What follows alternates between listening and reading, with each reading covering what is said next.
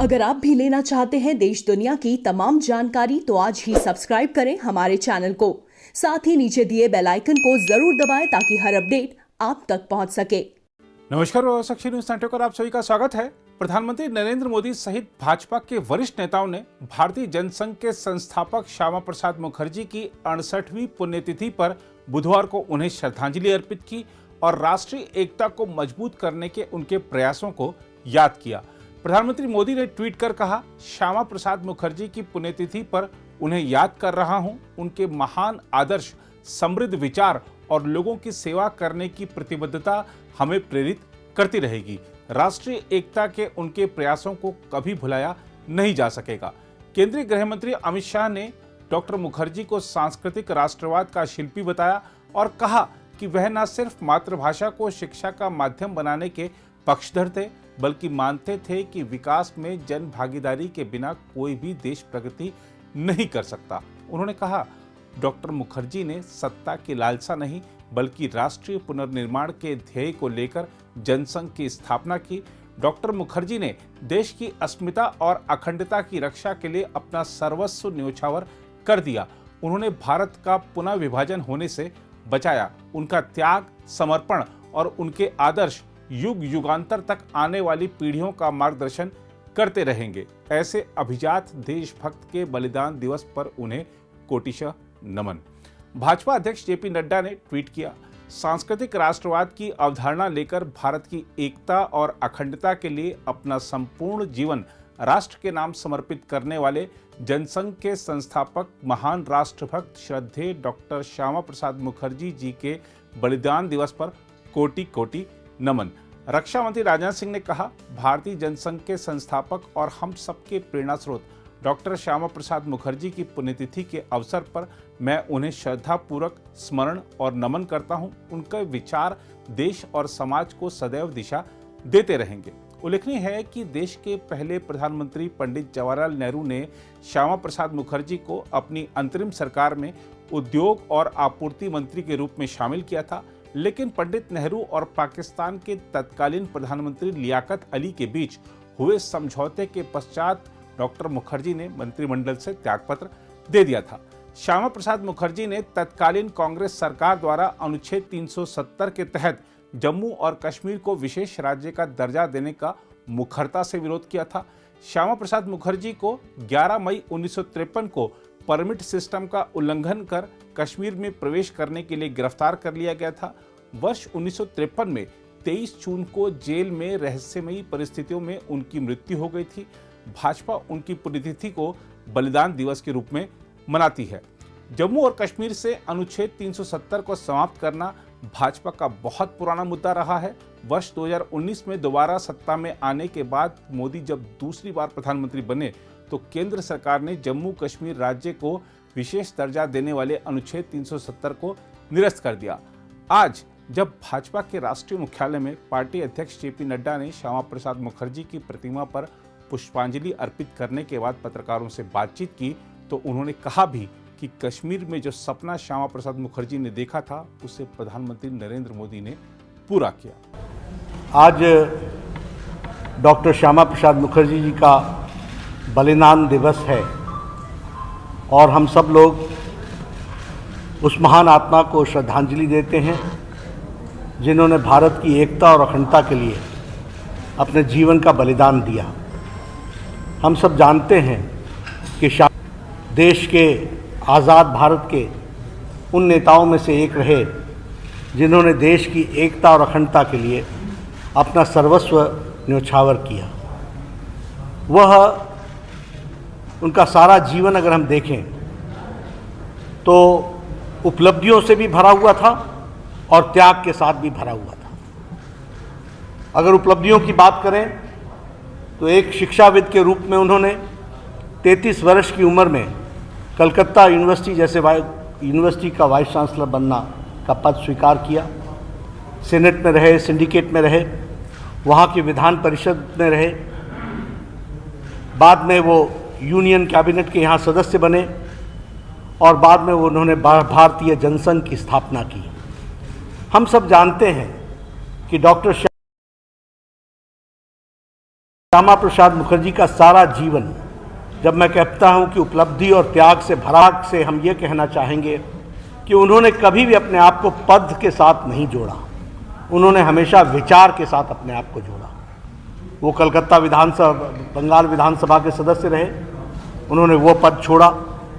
वो भारत के union cabinet, प्रथम कैबिनेट के नेहरू जी के सदस्य थे, उन्होंने वह विचार के लिए छोड़ा और उन्होंने भारतीय जनसंघ की स्थापना की।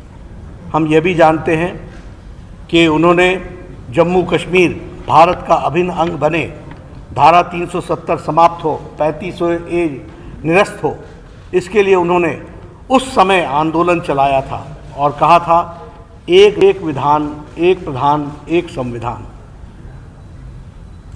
लेकिन हम सब जानते हैं कि जम्मू कश्मीर में एक अलग संविधान था, अलग प्रधान था और अलग निशान था। इसके खिलाफ उन्होंने लड़ाई लड़ी। हम सबको याद है कि उन्होंने उस समय परमिट राज होता था जम्मू कश्मीर में जाने के लिए।